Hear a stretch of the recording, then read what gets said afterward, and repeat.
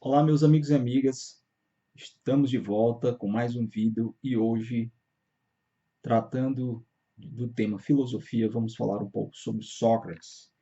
Sócrates, filósofo grego, nascido em Atenas no ano de 469 a.C., foi e é geralmente vinculado ao início do pensamento da filosofia ocidental. Na maioria dos compêndios, na maioria dos livros e manuais de filosofia, Sócrates aparece entre um dos pais, um dos fundadores da filosofia no Ocidente. Há também a figura de Tales de Mileto, a quem é geralmente dada essa paternidade da filosofia. Mas, polêmicas à parte, o que eu gostaria de tratar com vocês e passar a discorrer nesse momento é sobre alguns aspectos da filosofia desse importante pensador. Sócrates viveu numa época em que havia consigo, dentro de um panorama de pensamento filosófico, a presença de certos pensadores chamados filósofos da natureza e de outros chamados de sofistas. Os filósofos da natureza, que conviveram à mesma época de Sócrates, alguns deles ainda, eram pessoas que buscavam interpretar o cosmos, compreender o cosmos e a realidade a partir dos seus elementos, ou seja, entender que o mundo ou as coisas, a matéria e tudo o que há existem a partir de elementos geradores, formadores, originadores da realidade. E esses filósofos pensavam geralmente trazendo para dentro dessa capacidade de originar a vida e a realidade elementos como a água, a terra, o fogo, o ar. Havia também, como eu acabei de dizer há pouco, a figura dos sofistas. Os sofistas eram filósofos, pensadores, que tinham como principal objetivo desenvolver nas pessoas que os procuravam capacidades argumentativas, capacidades discursivas e capacidades de vencer debates. Para vencer nos debates, eles davam aulas, eles ensinavam a arte da retórica, que é a arte de construir argumentos para vencer nos debates. Esses sofistas eram criticados pelo caráter não só pragmático das suas filosofias, mas também por serem fomentadores de, por assim dizer, de inverdades. Não levavam em consideração o que era importante nesses debates, na vitória dessas contendas, a questão da verdade, mas sim a questão de argumentos que pudessem ser úteis para aquela finalidade. Pois bem, Sócrates surge em meio a este panorama de pensadores e traz elementos novos para a filosofia grega. Ele, diferentemente dos anteriores, destes grupos que eu acabei de citar, não se interessou por estes problemas. Ele, de sua vez, começou a se interessar pela questão central do seu pensamento, da sua filosofia, que era o próprio ser humano.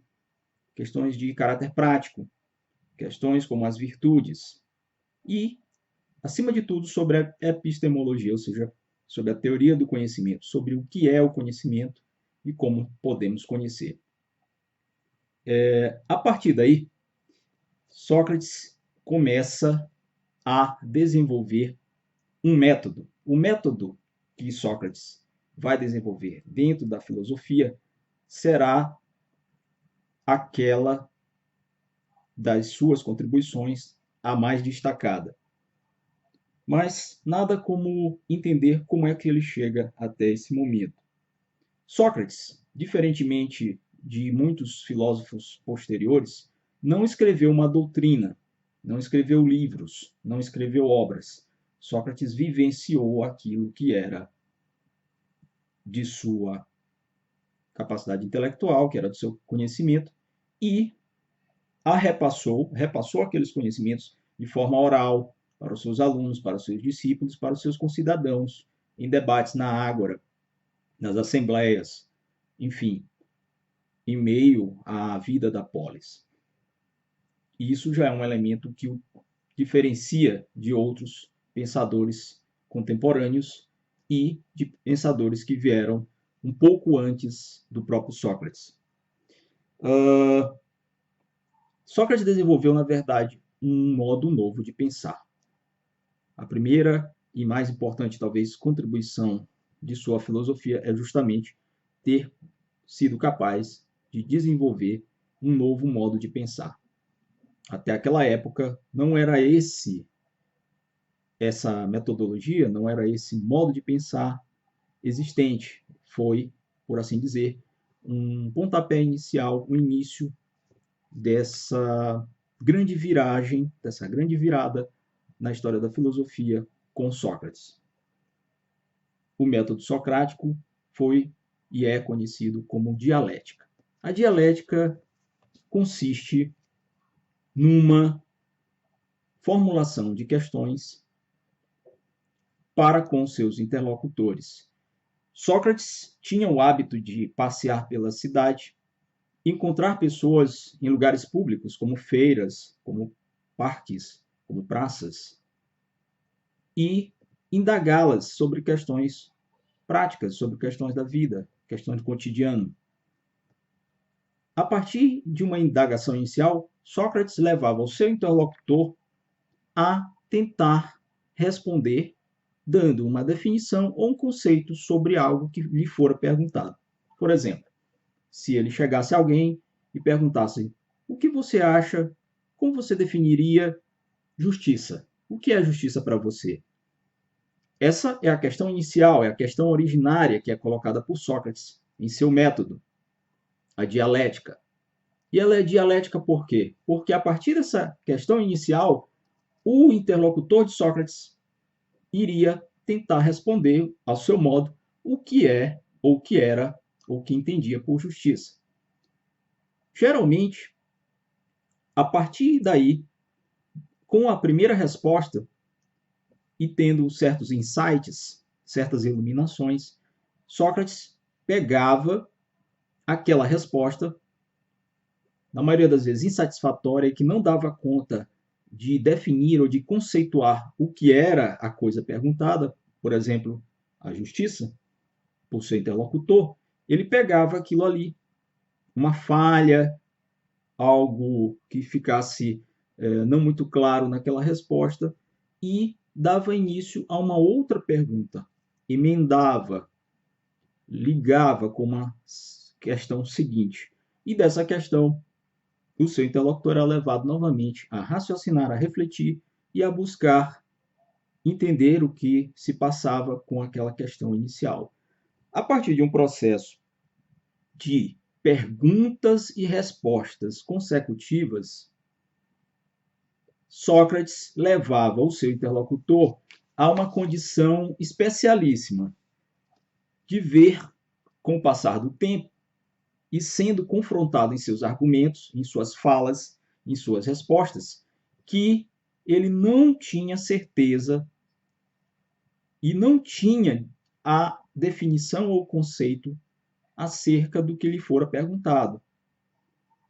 Esse diálogo que era feito, que era realizado com os interlocutores, a partir de um encadeamento lógico de perguntas e respostas, e uma resposta que gerava um novo questionamento ligado a ela, e uma outra resposta, da qual ele extraía um elemento qualquer para dar continuidade ao diálogo e chegar a um ponto, no final, em que estaria muito mais esclarecido, de forma universal, com uma legitimidade, com uma validade universal, o conceito de justiça, ou o conceito de bem, ou o conceito de virtude, enfim, aquilo que fora o objeto principal da conversação entre Sócrates e seus interlocutores.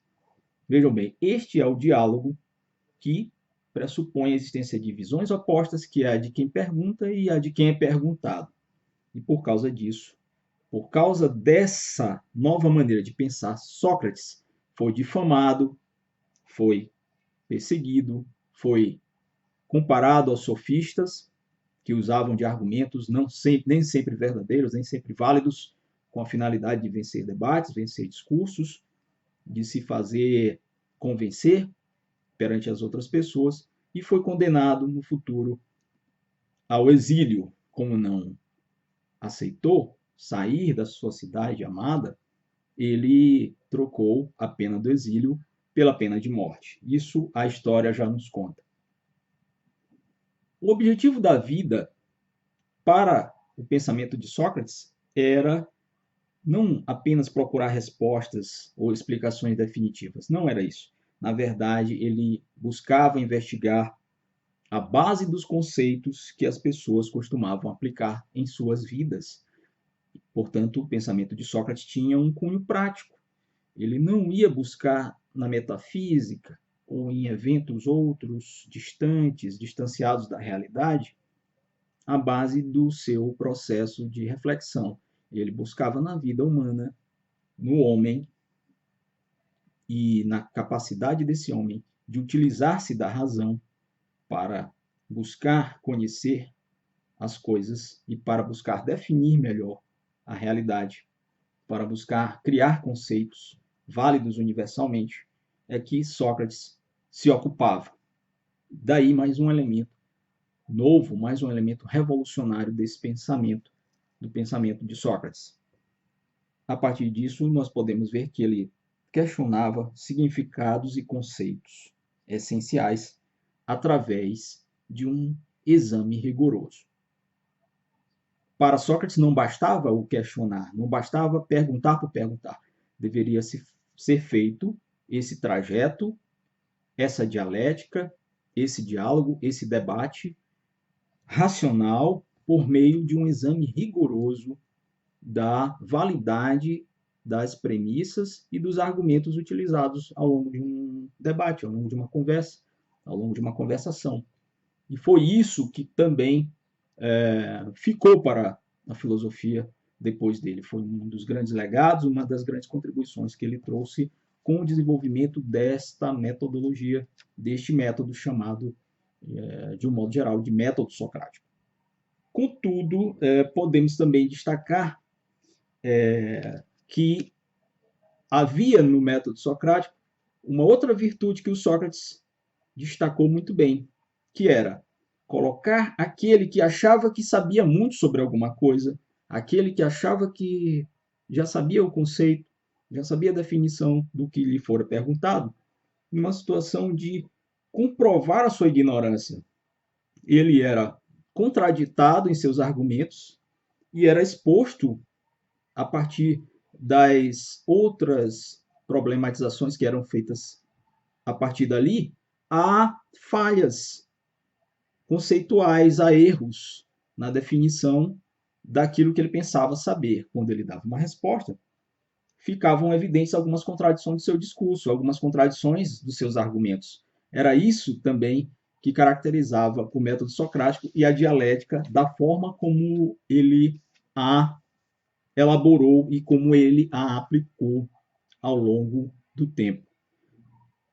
A esse processo ou a esse procedimento de, a partir de um diálogo e com o seu interlocutor, fazer com que ele, primeiro, ele, o interlocutor, se descobrisse ignorante do que achava saber e, segundo, a partir de um processo reflexivo contínuo, levá-lo a consolidar um conhecimento novo, e aí sim, através do melhoramento dos seus argumentos e de uma clarificação nas ligações, nas conexões entre esses argumentos, construir, por fim, uma ideia nova e válida, verdadeira, daquilo que lhe havia sido perguntado ao início. Era essa a grande novidade dentro da metodologia ou do método socrático. A esse nascimento, a esse surgimento a essa origem de uma nova ideia, foi dado o nome de maiêutica, maiêutica socrática. A maiêutica socrática é, portanto, o parto das ideias. O processo de nascimento de uma ideia válida, verdadeira, ao final de um transcurso dialógico, dialogal, ficou conhecido como maiêutica socrática. Maiêutica socrática, portanto, é a ideia de parto das ideias. Só para lembrar, e por curiosidade, Sócrates teve um pai pedreiro e uma mãe que foi parteira. Então, a ideia de maiêutica tem muito a ver com a história pessoal do próprio Sócrates, já que sua mãe foi parteira, então deu à luz, ajudou muitas mulheres a darem à luz, e ele, seu filho, ajudou muitas pessoas em sua ignorância a parir, a gerar uma ideia válida, ou a conhecer melhor, ou a conferir a seus argumentos um caráter de validade. Existem duas fases paradigmáticas que também são muito comuns de serem encontradas em livros quando se estuda o pensamento de Sócrates. Duas delas estão ligadas diretamente a isso que eu acabei de falar, ao método socrático, à dialógica, à dialética e à maiêutica, ao parto dessas ideias, que foi o que caracterizou de forma mais decisiva o pensamento de Sócrates. A primeira delas, e que nós sempre encontramos nos livros, é a famosa frase "só sei que nada sei". Essa frase faz menção à questão da ignorância. Quando Sócrates afirma que só sabe que nada sabe, ele, na verdade, coloca para nós aquela que é a condição básica de todo processo de conhecimento. É você partir da certeza ou da constatação de que você não sabe tudo e que você não sabe. Até porque eu só vou poder, de fato, questionar algo, buscar respostas e esclarecimentos no momento em que eu me dou conta de que eu sou ignorante sobre aquela coisa. Se eu não sei matemática, eu sou ignorante sobre matemática. E para que eu venha um dia, por exemplo, a aprender algo sobre a matemática, eu tenho que partir desse ponto zero, que é o ponto da ignorância, da certeza e da ciência da ignorância. Portanto, se eu sei que eu ignoro, se eu sei que eu nada sei, é a partir daí dessa condição que eu posso buscar conhecer a verdade, ou que eu posso buscar o conhecimento, que eu posso buscar me aprimorar através de um processo reflexivo, de um processo pedagógico, de um processo epistemológico. A outra frase, também muito associada ao pensamento socrático, não é do Sócrates, mas é ligada à história de Sócrates, quando ele vai ao oráculo de Delfos e, na entrada do oráculo de Delfos, do templo do oráculo de Delfos, há uma inscrição que diz: "Conhece-te a ti mesmo". Essa frase, "conhece-te a ti mesmo", deu a Sócrates também uma iluminação, um insight, na medida em que ela também auxilia, como a frase anterior, a postura desse que busca conhecimento e que busca a verdade.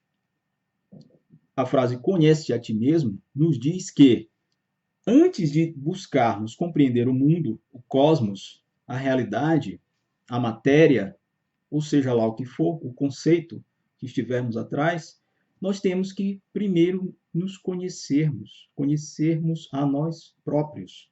A partir daí é que nós poderemos saber quais mecanismos,